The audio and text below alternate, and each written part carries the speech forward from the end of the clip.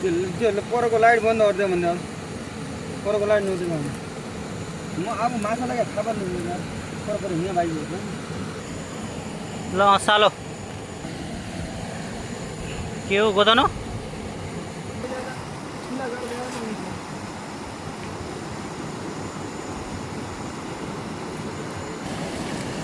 ल पार्यो है केटाले पार्यो माछा पारे होइन म त पुरै हाम्रा सोच्छु माछा माछा असला असला हाम्रो दोगाडे कठेल कठेल अब मस्तको छ त्यो त दामी यार मसला है ओहो ल ए टिम यस्तो छ हाम्रो हो यहाँ छौँ हाम्रो टिमहरू पुरै वारी पारी ल फाइनल्ली यति माछा मारियो खै बाबु हटा त हात खै फाइनल्ली रातको 10:30 बज्यो